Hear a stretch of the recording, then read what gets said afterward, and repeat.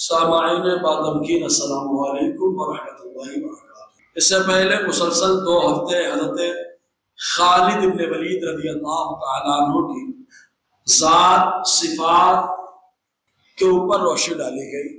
ابھی ہمارے سامنے جو موضوع ہے اسی کا ایک حصہ ہے۔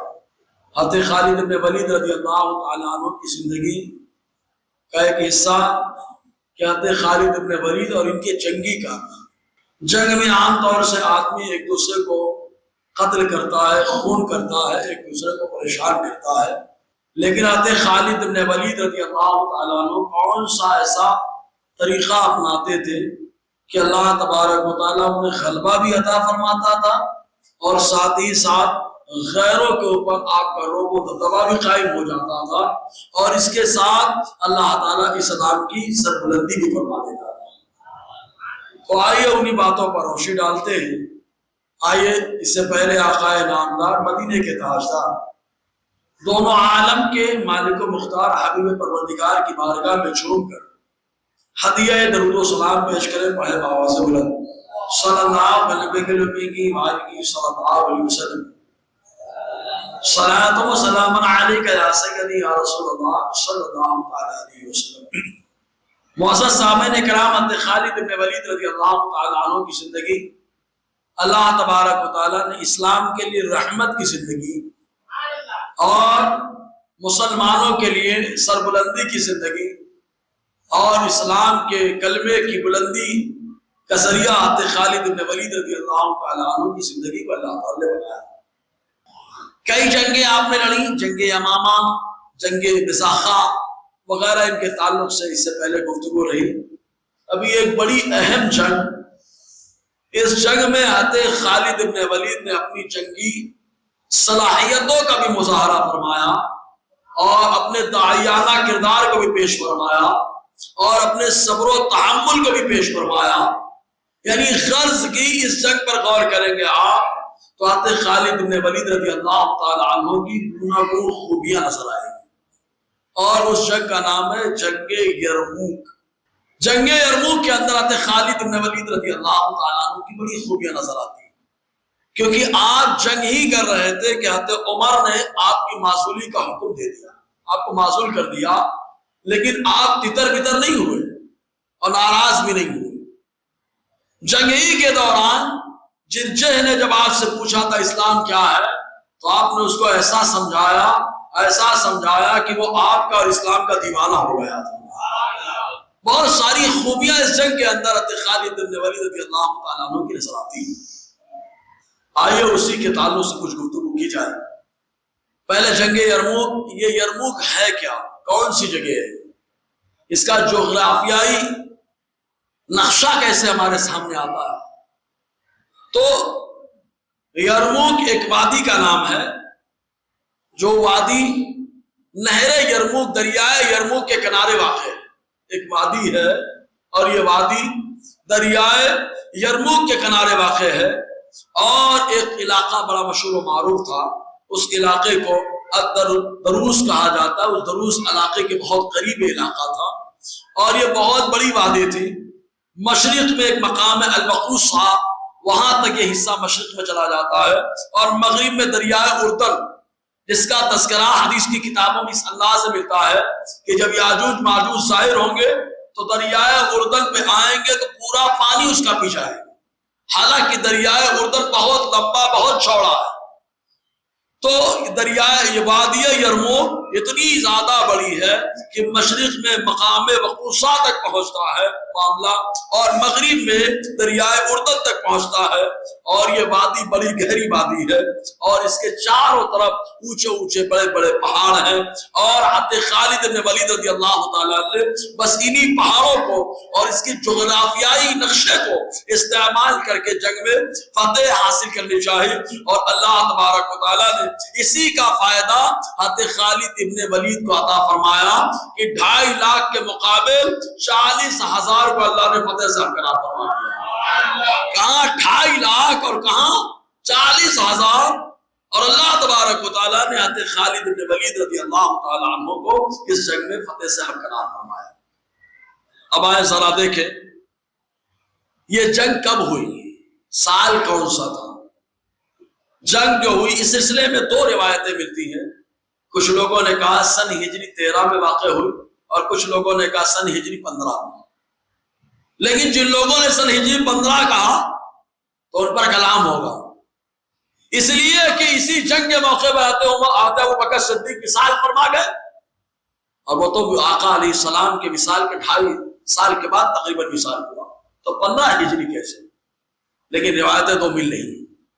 کچھ لوگوں نے کہا 13 ہجری اور کچھ لوگوں نے کہا 15 ہجری میں جنگ واقع ہوئی. اس جنگ کا معاملہ ایسا ہوا تھا کہ حضرت ابوبکر صدیق رضی اللہ تعالیٰ عنہ نے مسلمانوں کے لشکر کو الگ الگ انداز میں ترتیب دیا تھا.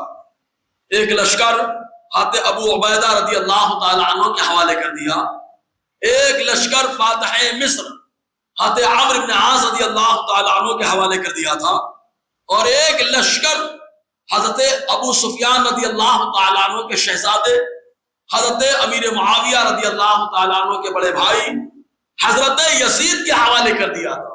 یہ حضرت امیر معاویہ کا بیٹا یزید نہیں، بھائی کی بات ہو رہی ہے. یہ صحابی رسول ہے اور یہ اپنے بھائی سے پہلے ایمان لائے، اور مصطفیٰ جان رحمت ان سے بڑی محبت فرماتے تھے، کیونکہ یہ حضرت ام حبیبہ رضی اللہ تعالیٰ عنہ پر بہت شفقت کرتے تھے سگے بھائی ہونے کی وجہ سے. تو لشکر کا ایک حصہ یزید ابن ابو سفیان رضی اللہ تعالیٰ عنہ کے حوالے تھا، اور ایک حصہ حضرت شرحبیل ابن حسنہ رضی اللہ تعالیٰ عنہ کے حوالے تھا.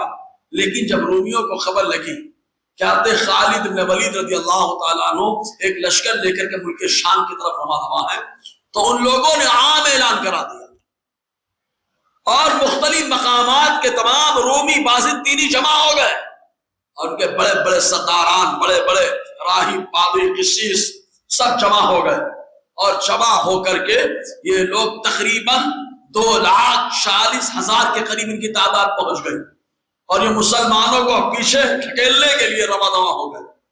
حضرت خالد ابن ولید رضی اللہ تعالیٰ عنہ کو خبر لگی، حالانکہ آپ تھوڑی سی جماعت لے کر کے، مختصر جماعت لے کر کے مقابلے کے لیے جا رہے ہیں. آپ نے خط لکھا حضرت ابوبکر صدیق رضی اللہ تعالیٰ عنہ کو کیا کرنا چاہیے. حضرت ابوبکر صدیق مکہ کے خلیفہ، انہوں نے جتنے لشکر روانہ کیے تھے سب کے پاس خط لکھے اور سب کو کہا کہ اپنے مہم کو چھوڑ کر خالد ابن ولید کی مہم پر شریک ہو جاؤ. سب لوگ آ گئے، لیکن الگ الگ ان لوگوں کو گروہ ترتیب دیا تھا حضرت ابوبکر صدیق نے. اس لیے وادی یرموک پہ جب پہنچے تو کوئی الگ اپنے لشکر کو لے کر کے موجود ہے. حضرت ابو عبیدہ رضی اللہ تعالی عنہ اپنے لشکر کو لے کر الگ، حضرت عمرو بن عاص اپنے لشکر کو لے کر کے الگ، حضرت یزید ابن ابو سفیان اپنے لشکر کو لے کر کے الگ، حضرت شرحبیل ابن حسنہ یہ اپنے لشکر کو لے کر الگ. مطلب ہر طرف چاروں طرف ٹکڑے میں پھیلے ہوئے. حضرت خالد ابن ولید نے جب دیکھا کہ یہ الگ الگ پھیلے ہوئے ہیں، فقام خالد فی الناس خطیبا، تو حضرت خالد لوگوں کے درمیان خطبہ دینے کے لیے، تقریر کرنے کے لیے کھڑے ہوئے، اور ان لوگوں کو حکم دیا فامرهم بالاجتماع، اور ان لوگوں سے کہا اے مصطفیٰ کے غلاموں، الگ الگ بڑھنے کی ضرورت نہیں ہے، وقت اس بات کا تقاضا کر رہا ہے کہ تمام گروہوں کو ایک ساتھ شامل کر دیا ہے. آپ نے خطبہ دیا، ایک ساتھ شامل ہونے کا حکم دیا، سب شریک ہو گئے، اور فرمایا کہ تفرق اور اختلاف سے بچو، اگر تفرق اور اختلاف کے شکار ہوگے تو شکست ہمارا مقدر ہوگی.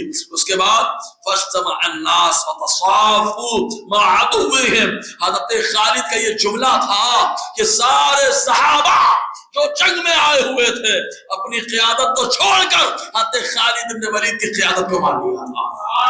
سب ان کے قیادت کے تلے آ کر کے جمع ہو گئے، اور سب مسلمان آپس میں جمع ہو کر سب بستہ ہو گئے، اور سب باندھ لیا ان لوگوں نے.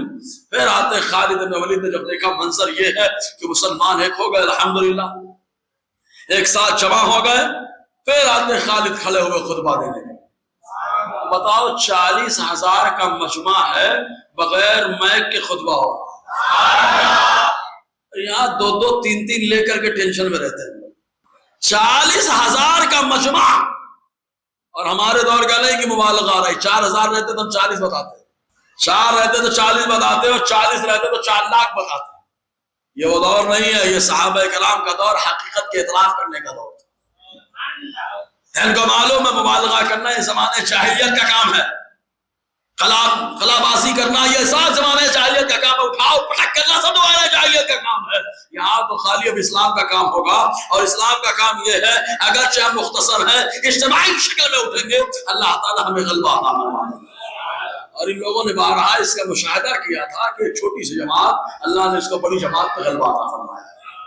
پھر آتے خالد بن ولید رضی اللہ تعالیٰ کھڑے ہوئے لوگوں میں، فحمد اللہ واثنى علیہ، اللہ تعالیٰ کی حمد و ثنا بیان کی کہ ایک ہو گئے جمع ہو گئے، اللہ تعالیٰ کی حمد و ثنا بیان کی. اور اس کے بعد جملے غور کریں، کتنے دل پہ لگنے والے جملے آتے خالد بن ولید رضی اللہ تعالیٰ. آپ ارشاد فرماتے ہیں ان ھذا یوم من ایام اللہ، حالانکہ یہ جنگ کا دن تھا، پھر بھی آتے خالد بن ولید کہتے ہیں لوگوں سنو، یہ جو جنگ کا دن ہے یہ اللہ کے دنوں میں سے ایک دن ہے. بولو مطلب جنگ جس دن ہوتی ہے اس دن کو آتے خالد نے کہا یہ اللہ کا دن ہے، یہ اللہ کا دن ہے، اللہ کا دن ہے. لا ينبغي فيه الفخر والبغي، اور جو اللہ کا دن ہوتا ہے ہم لوگ بہت فخر کرتے ہیں، ہمارا لباس ایسا، ہمارا کھانا ایسا، ہمارا رہنا ایسا، ہمارا گھومنا ایسا. لیکن آتے خالد کہتے ہیں مناسب نہیں ہے کہ اس میں فخر کرو اور اللہ تعالیٰ کی نافرمانی کرو، یہ مناسب نہیں ہے. اخلصوا شہادکم، اپنے جہاد کرنے میں مخلص ہو جاؤ، خالص اللہ کے لیے جہاد کرو. وَأُرِيدُ اللَّهَ بِعَمَلِكُمْ، اور اپنے کردار سے اپنے رب کو راضی کرو. ارے صحابہ سے تو اللہ راضی ہے یار، صحابہ سے اللہ راضی ہے، اس کے باوجود جھجھوڑ رہے تھے خالد کہ مخلص بنو اور اپنے کردار سے اللہ تعالیٰ کو راضی کرو. یعنی زبان سے، آج کے دور میں لوگ زبان سے راضی کرتے ہیں، میں ایسا میں ویسا، میرے اندر یہ خوبیاں موجود ہیں، میرے لوگ ایسے ہیں.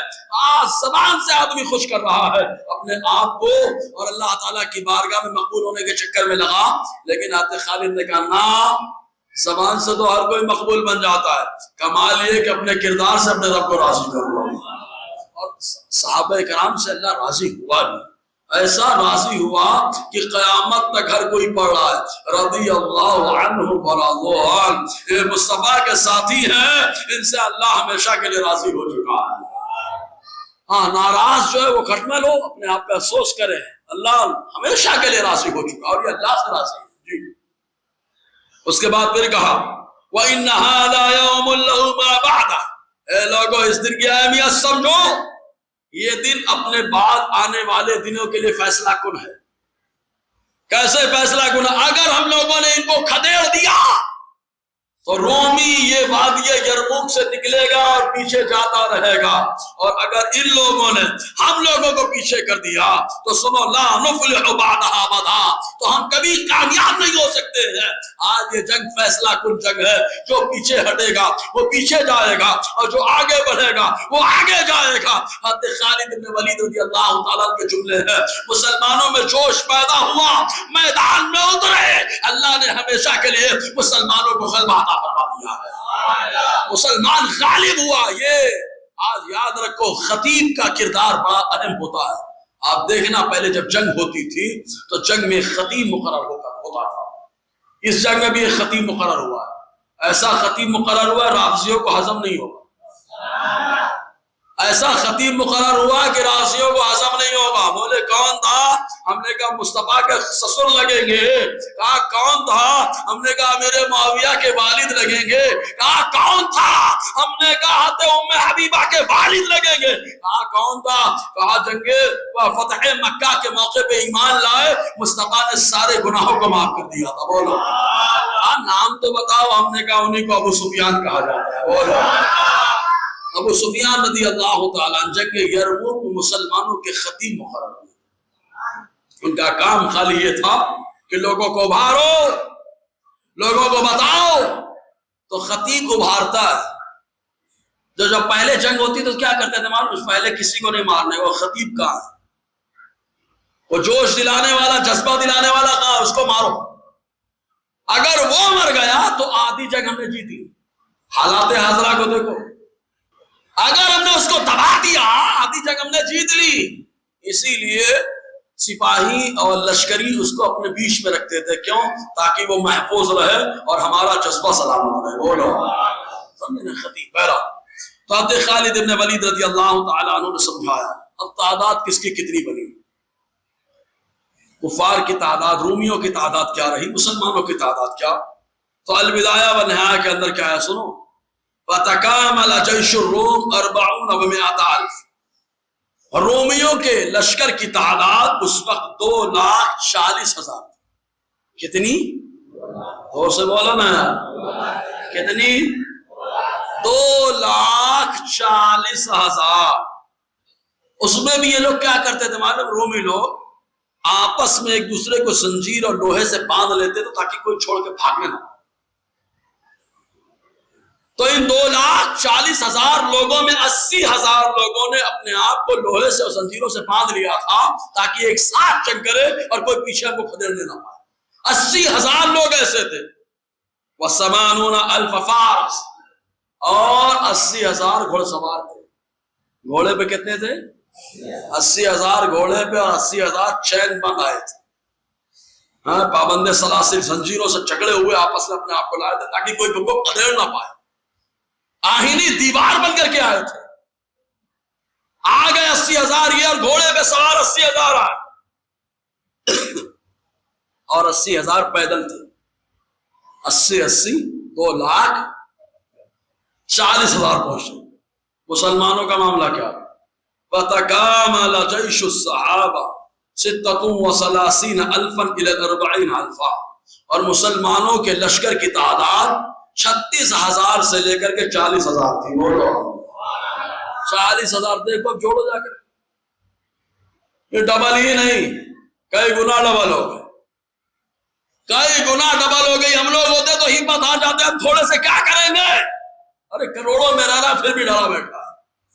ہم تھوڑے سے کیا کریں گے. معلوم ایک موقع آیا، حضرت خالد ابن ولید رضی اللہ تعالی عنہ پورے لشکر کے پیچھے اکیلے گئے تھے. بولو رومیوں کا لشکر خالی. حضرت خالد کا چہرہ دیکھ کر کے بھاگنے لگا.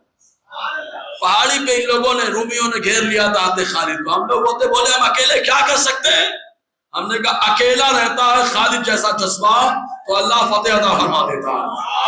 خالد جیسا جذبہ، لیکن جوش کے ساتھ ہوش بھی ہونا چاہیے. ہم لوگوں کے پاس کبھی جوش تو ہوتا ہے، ہوش نہیں ہوتا. اور جن لوگوں کے پاس ہوش ہوتا ہے ان لوگوں میں جوش نہیں ہوتا. جب دونوں ملتے ہیں تب اللہ تعالیٰ غلبہ عطا فرماتا ہے. دونوں کو ملنا چاہیے. کب کون سی چال چلنا ہے یہ ہمارے اندر کمال ہونا چاہیے. جی پہنچ گئے تھے حضرت عمرو بن عاص، حضرت شرحبیل ابن حسنہ، حضرت خالد اکیلے رہ رہے تھے. معلوم ہوا پیچھے سے یہ لوگ بھی آ گئے. بہرحال تو اتنی تعداد ان کی تھی. اب حضرت خالد ابن ولید رضی اللہ تعالیٰ نے لشکر کو کیسے ترتیب دیا؟ پہلے منصوبہ بنتا تھا. ہمارے یہاں تو پروٹیسٹ ہوتا ہے، منصوبہ ہی نہیں ہوتا. بس اعلان ہو گیا آ جاؤ. گئے، کسی نے مارا پتھر سے پھنسے ہوئے. ارے کیا ہو گیا، کیا ہو گیا، کیا ہو گیا. ارے کوئی پلان ہی نہیں، منصوبہ نہیں تو یہی ہوگا. نہ سمجھ قائد خود بھی مرتا ہے، پوری قوم کو مار دیتا ہے. اور سمجھدار قائد تھوڑی سی جماعت کو لے کے غلبہ حاصل کر لیتا ہے. اس لیے نہ سمجھ قائدوں سے اللہ بچائے. اور ہمارے یہاں ہر کوئی آج کے دور میں 16 سال 15 سال کا ہے، قائد اعظم بنا بیٹھا ہے. 16 17 سال کا، کہاں پہ کون سا فیصلہ کرنا آتا ہی نہیں. معلوم ہے غیروں کو معلوم ہے مسلمانوں کے جذبات سے کھیلنا ہے تو ان کے پیغمبر کی شان میں بے ادبی ہو. ان لوگوں کو معلوم ہو چکا ہے اپنا ووٹ بینک سلامت رکھنا ہے تو ان کے اسلام کا مذاق اڑاؤ. جیسے اڑے گئے میدان میں آئیں گے اٹھا کر جیل میں ڈالیں. اور ہمارے لوگ جا رہے ہیں. ہونا کیا چاہیے معلوم؟ یہاں پہ ایک جملہ بولتا ہوں، بہت سنجیدگی سے بولتا ہوں، اور مسلمانوں کو اس میں محنت کرنی چاہیے. ایک وکیلوں کی ٹیم ہمیشہ تیار رہنا چاہیے. پروٹیسٹ کرنے کی ضرورت نہیں ہے. یہ وکیلوں کی ٹیم جاوے اور جانے کے بعد ویڈیو دیکھے جس نے شرارت کی ہے اور ویڈیو پہ کتنے دفعات لگیں گے، جتنے دفعات لگیں گے سب کاغذ میں ترتیب دیں اور دینے کے بعد پہنچ جائیں. خاکی ہمیشہ کالے کوٹ سے ڈرتا ہے. سمجھ آیا؟ اگر سمجھداری ہوگی، علم ہوگا تو ڈیرنگ آئے گی، علم نہیں ہوگا تو آدمی بزدل ہو جاتا ہے. اب یہاں پر علم کی ضرورت ہے تو کالے کوٹ کا استعمال کیا جائے. دیکھو اللہ تعالیٰ کیسی کامیابی عطا فرماتا ہے. لیکن ہم لوگ علماء کا جو کام ہے وہ کام نہیں کرنے دے رہے، ہم لوگ دوسرے کاموں کر رہے ہیں۔ مولانا لوگ کیا کر رہے ہیں، پیر صاحب لوگ کیا کر رہے ہیں؟ اچھا یہ مولانا لوگ کا کام ہے، پیر صاحب لوگ کا کام ہے، ارے کیس کرنا یہ وکیلوں کا کام ہے۔ اگر میری بات سے آپ لوگ سہمت ہیں تو نکاح کی طرح قبول کرتے تو ایک بار بولو سبحان اللہ۔ اور خالد ابن ولید نے کیسے جنگ کو ترتیب دیا، دیکھو وہ اچھا ہاتھ ابو عبیدہ یہ عشرہ مبشرہ میں سے، زور سے تو بولو یار، عشرہ مبشرہ میں سے، اور ہمارے یہاں اگر ہم کو ٹائٹل مل جائے ہم یہ ہم وہ، ہم دوسرے کی سننے کے تیار ہی نہیں رہتے۔ عشرہ مبشرہ میں سے ہے ابو عبیدہ رضی اللہ تعالیٰ عنہ، اور ساتھ ہی ساتھ میرے مصطفیٰ نے امت کا امین بنایا ہے۔ اس کے باوجود معلوم وَجَعَلَ خَالِدٌ أَبَا عُبَيْدَةَ فِي الْقَالِ، لشکر ترتیب دے رہے کون؟ ان کے بعد فتح مکہ صلح حدیبیہ کے بعد ایمان لائے جو حضرت خالد، وہ لشکر ترتیب دے رہے، کیا کہتے ہیں؟ اے حضرت ابو عبیدہ آپ لشکر کے بیچ میں رہیں گے، قلب میں رہیں گے۔ حضرت ابو عبیدہ نے نہیں کہا مجھ سے چھوٹا مجھ میں بعد میں آیا 4 دن کا اور آ کے مجھ پہ حکومت کر رہا ہے، کیونکہ معلوم ہے مصطفیٰ جان رحمت پہ جو قرآن اترا ہے اللہ تعالیٰ اس کے اندر فرما رہا ہے اطیعوا اللہ واطیعوا الرسول واولی الامر منکم، اللہ کی فرما برداری کرو، مصطفیٰ کی فرما برداری کرو، اور جو تمہارا امیر بن جائے تم اس کی فرما برداری کرو۔ جو امیر کی فرما برداری کرتا ہے اللہ تعالیٰ اسے غلبہ عطا فرماتا ہے، امیر کی فرما برداری۔ ہمارے یہاں تو امیر کا پتہ ہی نہیں ہے، سیٹوں کا بہت وجود ہے، اور ہم لوگ بولتے ہیں کہ دنیا میں نظام چالو کرے شریعت کا، ایک مسجد میں تو شریعت چلا نہیں پا رہے،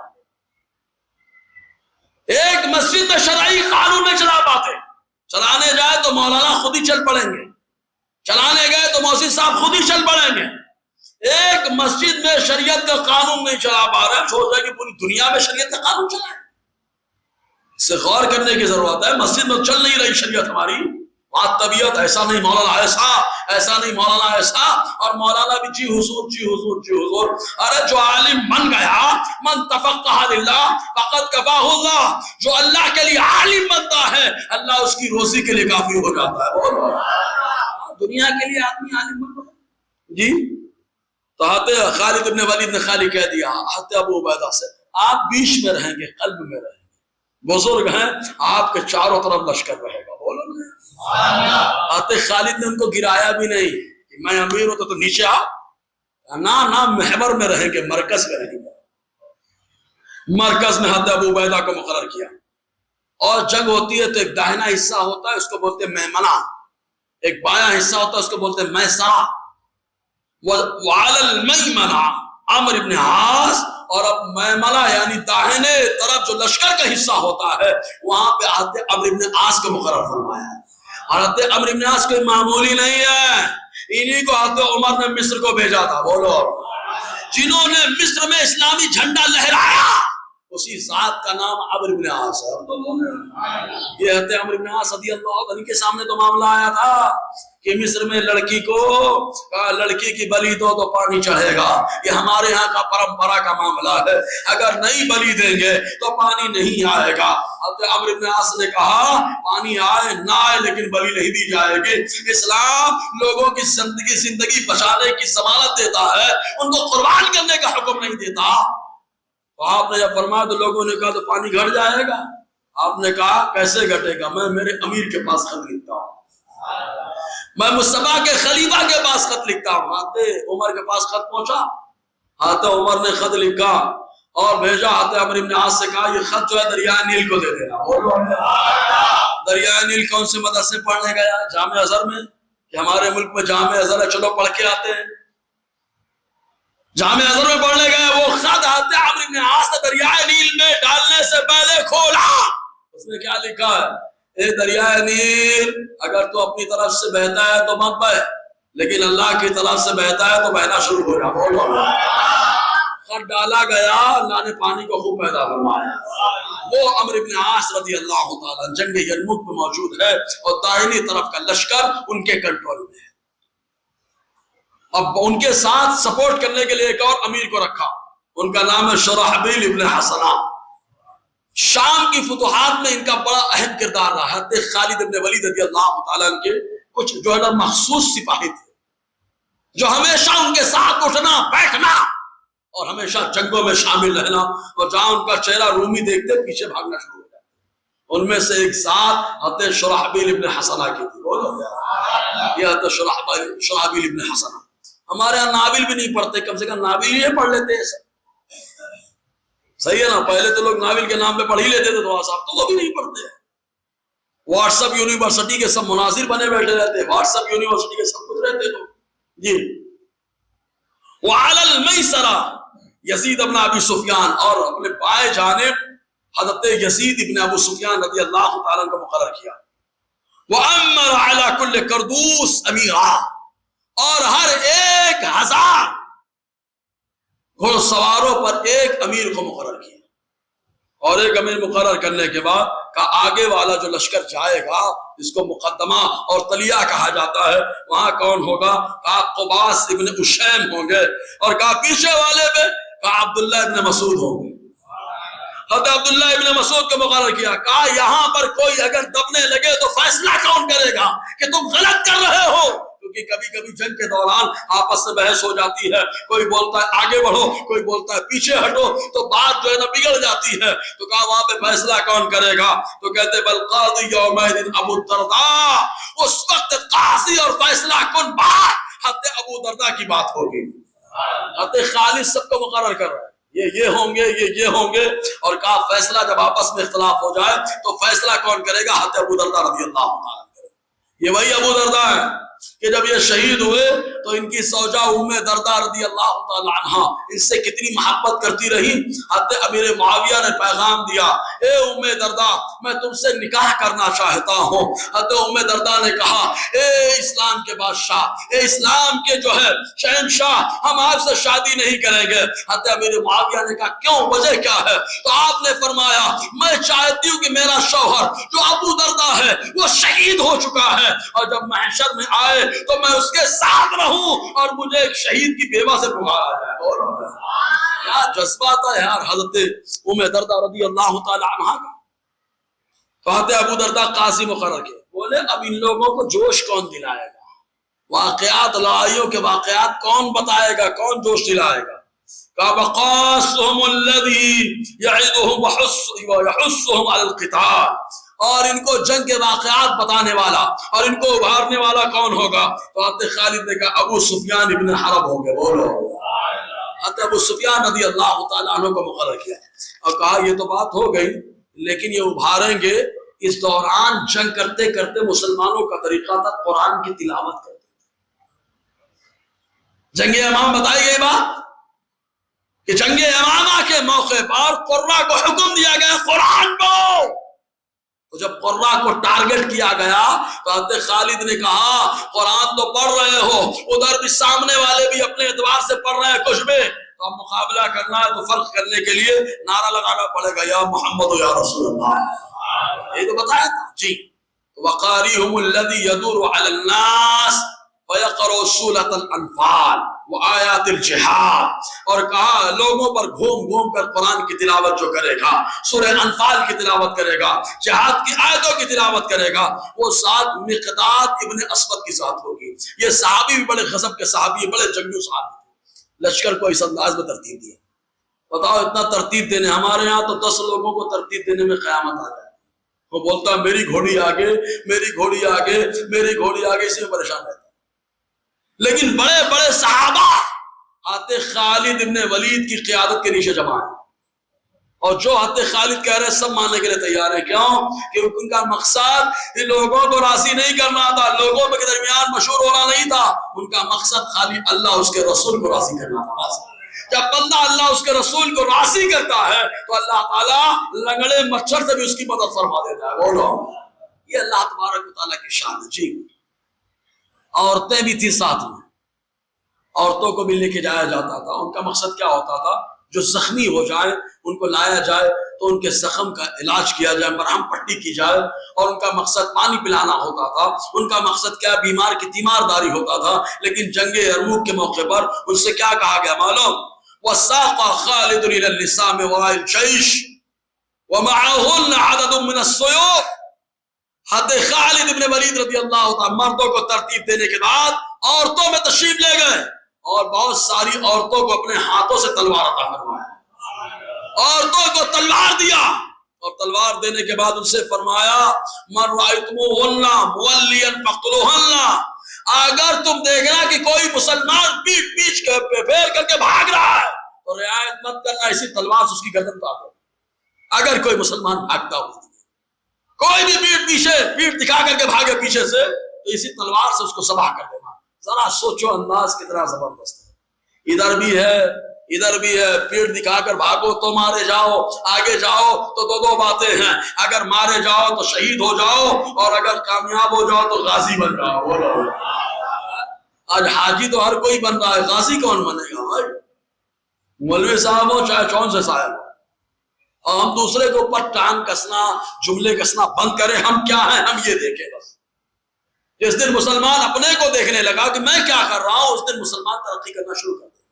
ابھی وہ کیا کر رہا ہے، آپ نے گھر کی ایک مثال دے رہا ہوں۔ گھر میں کیا ہوتا معلوم؟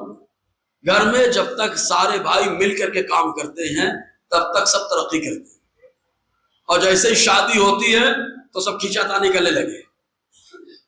جمعہ کے پگار میں اتنا دے دیوا تو اتنا دے دیوا تھا، اما واللہ بڑھا کے دے، نا وہ کا نہیں دیوا تھا، چالو کھینچا تانی، تو گھر کیا ہو گیا؟ برباد ہو گیا۔ تو جب کھینچا تانی شروع ہوتی ہے تبھی جا کر کے گھر برباد ہوتا ہے۔ تو اسلام کا معاملہ کیا ہے، مسلمانوں کا معاملہ کیا ہے؟ جب کھینچا تانی شروع ہوتی ہے تو اسلام مسلمان بربادی کے دہانے پہنچ جاتا ہے۔ اور جب مسلمان کو آقا علیہ السلام نے فرمایا ایک جسم کی طرح ہے، اگر بدن میں، اگر پاؤں میں درد ہوتا ہے تو آنکھیں آنسو بہاتی ہیں، اگر یہ جذبہ آتا ہے تب اللہ تعالیٰ مسلمانوں کو غلبہ عطا فرماتا ہے۔ ورنہ کیا وجہ پاؤں میں ٹھوکر لگی آنکھ سے آنسو کیوں نکلا؟ کیا وجہ ہے کہ پاؤں میں ٹھوکر لگی منہ سے آہ کیوں نکلی؟ کیا وجہ ہے کہ پاؤں میں ٹھوکر لگی دماغ اور دل نے کیوں احساس کیا؟ کیوں؟ کہا ایک بدن کا حصہ ہے، تو حضور صلی اللہ علیہ وسلم نے فرمایا سارے مسلمان ایک بدن کی طرح ہیں۔ اور سلو ہے یار، اور ہم سارے مسلمانوں سے تعلق نہیں بنا پاتے، کم سے کم بھائی بہن سے تو بنا کے رکھے۔ شروعات وہیں سے ہوتی ہے، اپنے گھر کا نظام آدمی بنا لے جائے، باہر خود بخود اچھا ہوتا چلا جائے۔ جی تو عورتوں کو آپ نے یہ کہا تھا۔ پھر دوران گفتگو، دوران جنگ نصیحت، جنگ ابھی شروع نہیں ہوئی ہے لیکن صحابہ کرام مجاہدین سے نصیحت کر رہے ہیں، آ کر کے آپ نصیحت کرو۔ سب سے پہلے حضرت ابو عبیدہ رضی اللہ تعالیٰ عنہ آئے، آپ نے پورے لشکر کو نصیحت فرمائی۔ اس کے بعد حضرت خالد بن ولید نے کہا اور کوئی نصیحت کرے گا، حضرت عمرو بن عاص آئے، انہوں نے نصیحت کی، آپ نے ارشاد فرمایا اور کوئی آئے گا، حضرت ابو سفیان آئے، انہوں نے نصیحت فرمائی۔ اس کے بعد حضرت خالد نے کہا اور کوئی نصیحت کرے گا، تو محدث صحابہ حضرت ابو ہریرہ نصیحت کرنے کے لیے آ گیا ہے۔ صحابہ کرام میں اللہ نے ان کو محدث بنایا، آقا علیہ السلام کی حدیث سے بڑی ان کو یاد رہی، تو یہ آ کر کے انہوں نے نصیحت کی، اس انداز میں نصیحت ہوئی۔ اب اس کے بعد جنگ شروع ہونے والی ہے۔ رومیوں کی طرف سے ایک بہت بڑا سردار، پورا لشکر 2,40,000 جس کے پیچھے تھا، اس کا نام تھا ماہان۔ کیا نام تھا؟ نام تو بولے یار، ماہان۔ یہ اسلام کی طرف راغب ہو چکا ہے۔ کچھ لوگ ہوتے ہیں کٹر بتاتے ضرور ہے لیکن وہ کٹر رہتے نہیں، محنت کی ضرورت ہوتی ہے۔ جو جتنا بڑا کٹر ہوتا ہے اس کے دل میں اتنی بڑی بات اثر کرتی ہے۔ ایک بات اثر کرے گی، انقلاب آئے گا۔ ہم لوگوں کا کام دعوت و تبلیغ کا تھا، ہم لوگوں نے چھوڑ دیا۔ مسلمان انڈیا میں آئے، ہندوستان میں آئے کاروبار کرنے کے لیے، لیکن دین بھی پہنچایا ساتھ میں۔ جب یہ مسلمان دین لے کر کے کاروبار کر رہے تھے تو اللہ تبارک و تعالیٰ انہیں غلبہ عطا فرمایا۔ مسالے کا کاروبار کرنے کے لیے کیرلا میں مسلمان آ رہے ہیں اور ساتھ میں دین کو بھی پھیلا رہے ہیں، دین کا کام بھی ہو رہا ہے، کاروبار بھی ہو رہا ہے۔ تو حضرت خالد بن ولید کے بارے میں ماہان نے کیا کہا معلوم؟ کہا جنگ شروع ہونے سے پہلے ماہان نے کہا کہ تم میں سے جو خالد بن ولید ہے میں ان سے اکیلے ملنا چاہتا ہوں، میں ان سے اکیلے ملنا چاہتا ہوں۔ حضرت خالد نے قبول کر لیا۔ ہم لوگ کو تو بولے بھائی دھوکہ دے دے گا، کچھ ہو جائے گا تو، لیکن کیا دبے جس میں حمایت کا ہو بن جاتا ہے، فانوس بن کے جس کی حفاظت ہوا کرے وہ شمع کیا بجھے جسے روشن خدا کرے۔ اور حضرت خالد کو واقعتاً اللہ تعالیٰ روشن فرما رہا۔ ورنہ جنگ اجنادین کے موقع پر وردان نے تنہائی میں ملنے کے لیے حضرت خالد بن ولید رضی اللہ تعالیٰ عنہ کو بلایا تھا، اور پورا منصوبہ یہ تھا کہ اب حضرت خالد بن ولید کو شہید کر دے گا۔ پورا منصوبہ، پوری سیٹنگ ہو گئی کہ میں بھی اکیلے آؤں گا، خالد بھی اکیلے آئیں گے، لیکن اس نے اپنے سپاہیوں کو چاروں طرف چھپا دیا، راتی میں چھپا دیا سپاہیوں کو، اور کہا کہ جب خالد آئیں گے اور ہم بات کرنے لگے تم لوگ اچانک حملہ کر دیں گے۔ تو جو پیغام لے کر کے آیا تھا حضرت خالد نے اسی کے اوپر دباؤ ڈالا، اسی نصرانی کے اوپر دباؤ ڈالا، تو اس نے قبول کر لیا وہ بات کرنے کے لیے نہیں بلا رہا ہے، آپ کو شہید کرنے کے لیے بلا رہا ہے۔ حضرت خالد نے کہا جو بھی ہوگا دیکھا جائے گا۔ آپ نے بھی ترتیب بنائی، پہنچ گئے بات کرنے کے لیے، لیکن اللہ تعالیٰ نے وہاں پر بھی حضرت خالد کو غلبہ عطا فرمایا۔ اللہ معلوم ہو ہماری شہادت کا منصوبہ بن چکا ہے، کون رکے گا وہاں پر؟ لیکن حضرت خالد تشریف لے گئے، کیوں؟ اللہ کی جو تلوار ہے۔ تو ماہان نے کہا کہ میں خالد سے اکیلے میں بات کرنا چاہتا۔ حضرت خالد نے کہا ٹھیک ہے، جا کے پیغام دے دو، میں آنے کے لیے تیار ہوں۔ تشریف لے گئے حضرت خالد۔ جانے کے بعد اب ماہان کیا کہہ رہا ہے معلوم؟ میری باتیں سمجھ میں آ رہی کہ نہیں آ رہی؟ ورنہ یہ سب باتیں ہمارے یہاں کیا، ہم لوگ تو بس ایک بزرگ جا رہے تھے، صحیح ہے نا؟ میں بہت ہنستا ہوں یار، اس میں ایک ذہن دینا چاہتا لوگوں کو، اور جذباتی لوگوں کو سمجھانا بڑا مشکل کام ہے۔ سنجیدہ طبقہ سمجھے گا اور اسی کے ذریعے سے انقلاب آتا ہے۔ بس ایک سنجیدہ آدمی 1000 جذباتیوں سے اچھا ہوتا ہے۔ جذباتی کسی کی نہیں سنتا، اور سنجیدہ آدمی بہت کچھ سمجھتا ہے، بہت کچھ دیکھتا ہے، اور اس کے بعد فیصلے کرتا ہے۔ سمجھ رہے نا؟ اگر اتفاق ہے تو بن جائے، بول دیں آپ جی۔ تو ماہان نے کہا میں اکیلے بات کرنا چاہتا ہوں۔ حضرت خالد نے کہا کہ آ جاؤ، میں بھی آ گیا۔ تنہائی میں بات ہونے لگی، تو ماہان کیا کہتا ہے؟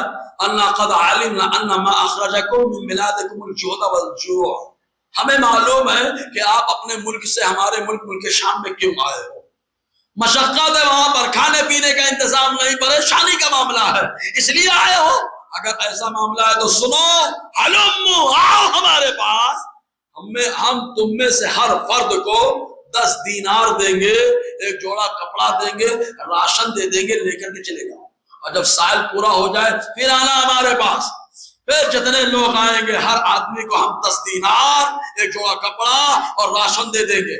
حضرت خالد بن ولید نے کہا یار تم نے سنا تو صحیح ہے، لیکن تھوڑا سا مسئلہ گڑبڑ ہو گیا۔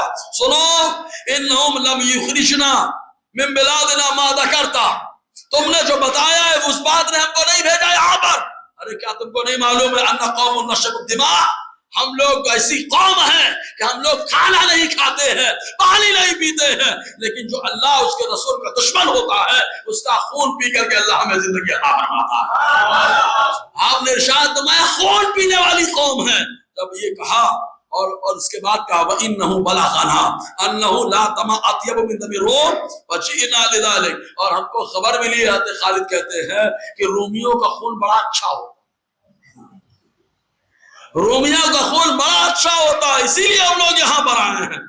جب اتنا سنا تو ہم ماہان کے ساتھیوں نے کہا جو آپ سے بات کر رہے ہیں نا یہ معمولی نہیں ہے، یہ خالد بن ولید ہے جو عرب میں سب سے زیادہ بہادر ہے۔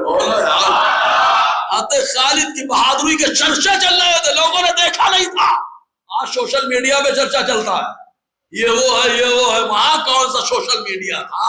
وہاں پہ کیا تھا؟ کہا یہ اللہ کے لیے کام کر رہے تھے، جہاں جہاں اللہ نے اپنی زمین کو رکھا ہے وہاں ان کا چرچا فرما رہا، اللہ تعالیٰ ان کا تذکرہ فرماتا۔ اب جنگ شروع ہو گئی، جنگ شروع ہوئی تو حضرت خالد بن ولید رضی اللہ تعالیٰ نے چند صحابہ کرام سے کہا تھا کہ آپ لوگ اپنے جو ہے ذمہ داری کو نبھانا۔ چنانچہ حضرت دوران جنگ چند صحابہ کرام نے پھر نصیحت کی، ان میں سے حضرت ابو عبیدہ، حضرت معاذ بن جبل، حضرت عمرو بن عاص، حضرت ابو سفیان۔ حضرت خالد بن ولید کھڑے ہوئے، حضرت ابو سفیان نے کیا جملہ کہا سنو، انہوں نے کہا یا معاشر الاسلام حضر ما ترون، اے مسلمانوں کی جماعت سنو، جس کا تم انتظار کر رہے تھے وہ جنگ تمہارے سامنے کھڑی ہے۔ وَهَذَا رَسُولُ اللَّهِ وَالْجَنَّةُ أَمَامَكُمْ، اے مسلمانوں سنو، یہ اللہ کے پیغمبر ہیں اور تمہارے سامنے جنت ہے۔ بہت زبردست جملہ. مطلب یہ کہ جنگ کرو جنت پہ جاؤ، جنگ کرو جنت پہ جاؤ. والشیطان والنار خلفکم، اور شیطان اور آگ تمہارے پیچھے ہے. مطلب بھاگو گے تو شیطان کے پیروکار ہوگے، جہنم میں جاؤ گے. وحارب ابو سفیان النساء، اور ابو سفیان رضی اللہ عنہ نے عورتوں کو بھی ابھارا. اے عورتوں، تمہارے پاس تلوار ہے، تمہارے پاس ڈنڈے ہیں، تو جو مرد پیچھے بھاگنے لگے تم اس کو ڈنڈے سے مارنا، تلوار لے کر کے دوڑانا، یہاں تک کہ وہ لشکر میں آ جائے. تو ابو سفیان رضی اللہ تعالی عنہ نے یہ نصیحت فرمائی. حضرت خالد کی حکمت عملی تو دیکھو، انداز بڑا پیارا رہتا تھا حضرت خالد کا. یار ہمیشہ کچھ نیا کرنے کے چکر میں رہتے تھے، یہ کچھ نیا ہو جائے سامنے والا مروب ہو جائے، کچھ نیا ہو جائے سامنے والا مروب ہو جائے. بیچ میں کس کو کہا کیا تھا؟ حضرت ابو عبیدہ کو نا. جنگ چالو ہے، دوران جنگ کیا کہہ رہے معلوم؟ وَأَشَارَ خَالِدٌ أَن يَقِفَ بِالْقَلْبِ السَّعِيدِ بْنَ وَسَيْدٍ، یہ بھی عشرہ مبشرہ میں سے. حضرت خالد نے جنگ کے دوران حضرت ابو عبیدہ کو اشارہ کیا، آپ سب کو سنبھالیے، اب قلب کی ذمہ داری سعید ابن زید کی ہے. بولو دوران جنگ اگر ہٹا دیا جائے تو بولے ہنگامہ کھڑا ہو جائے، کچھ بھی کرتے رہے یار. لیکن حضرت خالد کی چالوں کو سب جانتے ہیں. فوراً حضرت ابو عبیدہ گشت کرنے لگے، سعید ابن زید بیچ میں آ گئے اور حضرت ابو عبیدہ سب کو دیکھنے لگے. وقسم خالد الخیل، حضرت خالد نے سواروں کو دو حصے میں کر دیا جو گھوڑے پہ سوار تھے. ایک حصہ وہ تھا جو داہنی طرف تھا، ایک حصہ وہ تھا جو بائیں طرف تھا، اور ان کا مقصد یہ تھا کہ جو پیدل ہیں جنگ کر رہے ہیں ان کے سپورٹ کے لیے پیچھے سے کھڑے ہیں. اس طریقہ حضرت خالد ابن ولید نے کیا. اب رومیوں نے کیا کیا؟ جنگ شروع ہوئی تو 2,40,000 بہت ہوتا ہے بھائی. ان لوگوں نے داہنے طرف پہ اکٹھا حملہ کر دیا، پورے پہ حملہ نہیں کیا مسلمانوں کا لشکر، داہنی طرف حملہ کر دیا. تو داہنی طرف والا جو مسلمانوں کا لشکر تھا وہ پیچھے ہٹتے ہٹتے قلب میں آ گیا، بیچ میں آ گیا. جیسے ہی بیچ میں آیا، حضرت خالد ابن ولید رضی اللہ تعالیٰ جو بائیں طرف کھڑے تھے، بائیں طرف کے سواروں کو اشارہ کیا اور تلوار لے کر داہنی طرف حملہ کیے.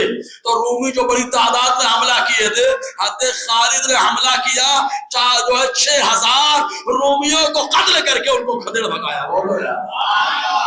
جذبہ تھا یار، بائیں طرف سے آیا اور حملہ کیا، 6,000 کو ڈھیر کیا، پیچھے کر دیا. یہ جذبہ اللہ کے لیے لڑ رہے تھے. پھر جب لوگ پیچھے ہٹے، رومی پیچھے ہٹے، پیٹ دکھایا تو پھر حملہ کیا دوبارہ.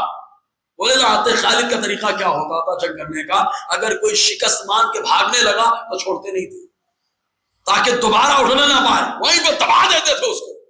تو جیسے ہی پیڑ ان لوگوں نے دکھایا، حضرت خالد نے پھر حملہ کیا، پھر 6,000 کو وہیں پہ ڈھیر کیا. بولو نا 12,000 کو 2 حملے میں ڈھیر کر دیا حضرت خالد نے.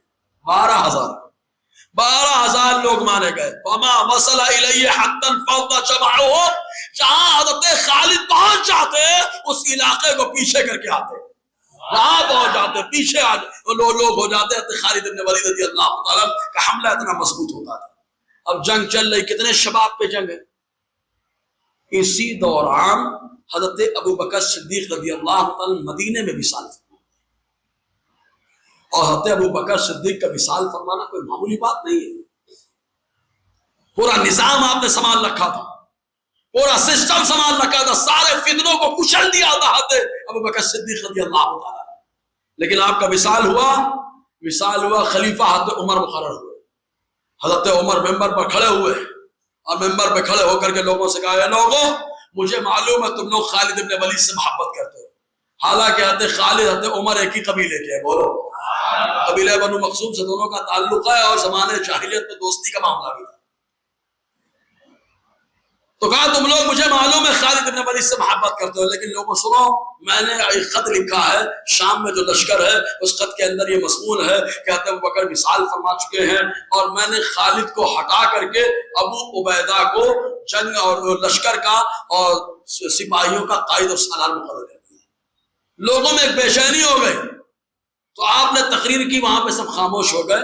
قاصد آیا خط لے کے، جنگ چل رہی ہے یار، خطرناک جنگ. ہمارے یہاں تو اگر ایسے ٹائم پہ کسی کو معزول کر دیا جائے تو وہ ٹھنڈا ہو جاتا ہے. ارے یار میں دوسرے کی کیا بات کروں، ہم اپنے اماموں کے اوپر بات کر رہے ہیں. اگر ہم امام مسجد میں اچھا کام کر رہے ہیں، اچانک مسجد سے ہٹا دیا جائے تو بولے اب ہم کام نہیں کریں. کیوں؟ مسجد ہے تبھی دین ہے، مسجد نہیں تو دین کا کام ختم ہو جائے گا. نہیں، آپ مسجد میں ہو تو بھی دین کا کام کرنا ہے، مسجد سے ہٹ گئے تب بھی دین کا کام کرنا ہے، اس لیے کہ مسجد میں خالی دین نہیں سمجھ گیا، اللہ نے آپ کی زندگی میں دین کو ڈال دیا۔ حضرت خالد نے یہی کیا، معلوم ہے خط آیا، جیسے خط پہنچا، دیکھیں الفاظ کیا ہے دی، اذ قدم البرید من نحو الحجاز، ایک قاصد آیا حجاز مقدس کی طرف سے، اور آیا فدفع الی خالد بن ولید، خالد بن ولید کو خط دیا۔ حضرت خالد نے خط پڑھا، خط پڑھنے کے بعد لوگوں نے پوچھا کیا ہے، اب بعد میں بتائیں گے، بعد میں بتائیں گے، جو آپ کے پاس ترکش تھا جس سے تیر رکھتے ہیں اس میں خط کو ڈال دیا، خط میں ڈال دیا، اور ڈالنے کے بعد کہا اب آپ بتائیے قاصد صاحب کیا معاملہ ہے، پڑھ تو لیا پھر رکھ دیا، تو قاصد نے بتایا ان الصدیق رضی اللہ عنہ قد توفی واستخلف عمر، کہ ابو بکر صدیق رضی اللہ عنہ مثال فرما گئے ہیں اور حضرت عمر خلیفہ بن گئے ہیں، اور حضرت عمر نے ابو عبیدہ عامر بن جراح کو لشکر کا قائد اور اپنا نائب بنا دیا ہے۔ حضرت خالد کے ماتھے پہ شکن تک نہیں ہے، کتنی جنگ لڑ کے آیا، ہر جگہ ہار کہیں بھی نہیں ہوئی، ہر جگہ جتا کر کے آیا، اگر ہم لوگ ہوتے بولے ہماری کیا خطا تھی، ہم کو کیوں معزول کر دیا، کیا وجہ تھی معزول کرنے کی، اب تو جنگ نہیں لڑ رہا، لیکن واہ خالد واہ کیا جذبہ ہے تمہارا، بولے یار، لوگوں کو بتانا تھا، حضرت عمر نے بتایا لوگوں سنو، میرا خالد اپنے لیے نہیں لڑتا، میرا خالد تو اپنے اللہ کے لیے لڑتا ہے، یہی وجہ کہ میں نے اسے معزول کر دیا، اس کے باوجود وہ راہ خدا میں ڈٹا رہا، مقابلہ کرتا رہا۔ حضرت عمر رضی اللہ عنہ نے لوگوں کو یہ باور کرایا جی، تو حضرت خالد نے چھپا لیا، ظاہر نہیں کیا، اور نہ کمزوری آنے دی، اور اس کے بعد ان سے کہا ٹھیک ہے جو بھی ہوا ٹھیک ہے، خط لیا ترکش میں رکھ لیا اور اپنے جنگ میں مصروف ہو گئے، تدبیریں کرتے رہے، اور قاصد جو تھا اس کو ایک کنارے کھڑا کر دیا، ان کا نام تھا منجمہ بن سنیم، ایک طرف کھڑا کر دیا حضرت خالد۔ اب یہاں پہ ایک سوال ضرور پیدا ہوتا ہے کہ یار جنگ ہو رہی تھی، اچھی تو جنگ چل رہی تھی نا، ارے بولو اچھی چل رہی تھی کہ نہیں، مسلمانوں کو فتح مل رہی تھی کہ نہیں مل رہی تھی، اور کون قائد تھا، نام لو نا، حضرت خالد بن ولید۔ حضرت خالد بن ولید کی قیادت و سرپرستی میں اچھا کام تو ہو رہا تھا، پھر حضرت عمر نے انہیں معزول کیوں کر دیا، وجہ کیا بنی، کیوں معزول کر دیا، وجہ کیا بنی؟ کچھ علوہ وقت نے اپنی تاریخ کی کتابوں میں لکھا ہے، میں نے خود پڑھا ہے، ان لوگوں نے کہا خالد بن ولید رضی اللہ تعالیٰ عنہ کے پاس ایک جو ہے شاعر کچھ اشعار ان کی شان میں پڑھا تو اس نے تحفہ بہت ڈھیر دے دیا، اس لیے حضرت عمر نے انہیں معزول کر دیا۔ اب بہنوں کو لکھتے ہوئے شرم نہیں آئی، میرے پاس کتاب ہے وہ، لیکن یہاں پر میں نے ایک دیوانے کی کتاب پڑھی، وہ دیوانہ جو خام میں مفتی اعظم کا جلوہ دیکھتا ہے، بولو یار، اور ایمان لاتا ہے، سدھار پیدا کرتا ہے۔ کہا اس دیوانے کا نام کیا ہے؟ ہم نے کہا دنیا نے اسے مسروق برکاتی کہا۔ کہا یہ کون ہے مسروق برکاتی؟ ہم نے کہا علامہ عبدالستار حمدانی کو کہا، ان کی ایک کتاب ہے سر کٹاتے ہیں تیرے نام پہ مردانے، پڑھیں اس کتاب۔ اور میں جب پڑھتا تھا مدرسہ تو ان کی کتاب میں بہت پڑھتا تھا، ایک آیات کا شعر مجھے وہیں سے سمجھ میں آیا، میں نے ابھی جب حضرت سے ملاقات ہے تو پوچھا تھا کہ اچانک کیسے یہ تشریح ہوئی، بولے بس کچھ نہیں، میرے مرشد کا فیضان ہے، مفتی اعظم نے خواب میں ان کو ہدایت دی ہے، ورنہ ادھر تھے جدھر بہت ڈھیر رہتے ہیں، سمجھا، ڈھیر رہتے ہیں نا، جدھر بہت ڈھیر رہتے ہیں ادھر تھے، لیکن اللہ نے مفتی اعظم کا جلوہ دکھایا اور ماشاءاللہ سنی بنے اور مناظر بنے، بولو تو پوچھا میں نے وہ شعر کیا تھا معلوم ہے؟ حرم کی زمین اور قدم رکھ کے چلنا، ارے سر کا موقع ہے او جانے والے، بولو ارے سر کا موقع ہے او جانے والے۔ جب کہا بابا تو کچھ لوگ کھڑے ہو گئے، بولے بڑے بدتمیز ہیں یہ لوگ، بولے مدینے میں آدمی کو الٹا کر دیا، مدینے میں یوگا کرا رہے ہیں، الٹا کر دیا، بولے مدینے میں پاؤں کے بل نہیں چلتے، اور قوال لوگ یہی کرتے ہیں، قوال لوگ بھی سیٹ کر کے رکھے، مدینے میں پاؤں سے نہیں چلنے کا، پھر کیسے چلنے کا بھائی، سر سے۔ تو غیر نے اعتراض کیا، کیا بولے یار تمہارے مولانا احمد رضا جو ہے نا انسان کو جانور بنا رہے، بولے کیسے بنا رہے ہیں؟ بولے دیکھو نا یار، بولے حرم کی زمین اور قدم رکھ کے چلنا، قدم چلنے کا، نا نا نا، سر کا موقع ہے، سر کا موقع ہے، سر کے بل چلنا چاہیے۔ تو حمدانی صاحب نے پوچھا میں نے آپ کی کتاب فن شاعری اور حسان میں اس کا جواب تو پایا، لیکن آپ نے یہ ایسا جواب کب دیا، کیا وجہ بنی؟ تو حضرت نے فرمایا میں گیا تھا عمرہ کرنے کے لیے، تو جدہ میں ایک حاجی صاحب ہے شوکت بھائی، ان کے یہاں حضور تاج الشریعہ بھی رہا کرتے تھے۔ تو ان کے یہاں میں گیا، انہوں نے یہ معاملہ میرے سامنے رکھا، کہا مولا صاحب یہ سمجھ میں نہیں آتی حمدانی صاحب بات، اس کو تھوڑا بتائیے۔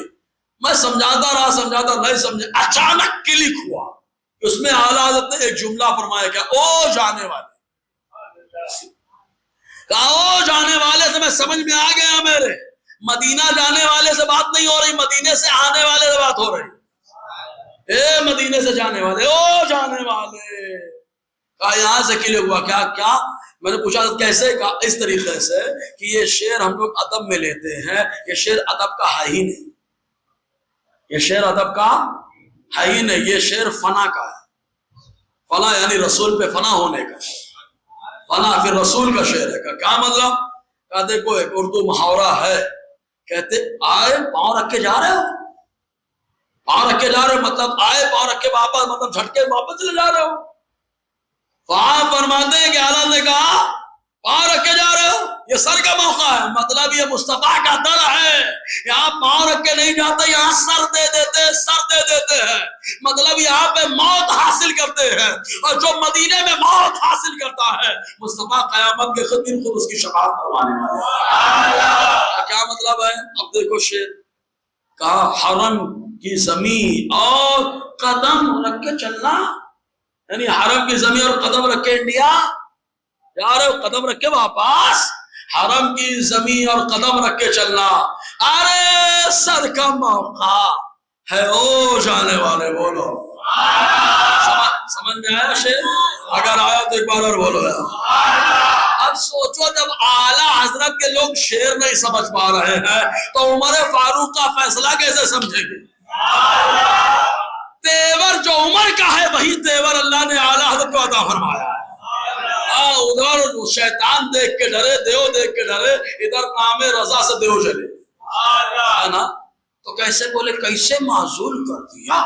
ہم نے کہا آتے عمر کی نظریں بہت دور تک دیکھتی ہے، نبی تو نبی نے کہہ دیا اگر میرے بعد کوئی نبی ہوتا تو میرا عمر ہوتا، بولے کوئی نبی ہوتا تو عمر ہوتا، تو عمر نے کیسے فیصلہ کر دیا، جنگ کے دوران کیسے معزول کر دیا؟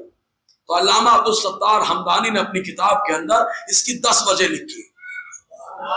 کتنی وجہ؟ سننے کے موڈ میں ہے؟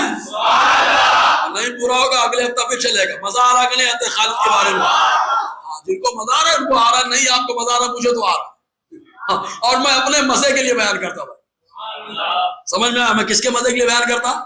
اور جب میں اپنے لیے بیان کروں گا تو تھوڑے ہو تو بھی بیان کروں گا، زیادہ ہو تو بھی بیان کروں گا، بولو میں میرے مزہ کے لیے بیان کرتا ہوں، مطالعہ بھی وہی کرتا اسی لیے جی۔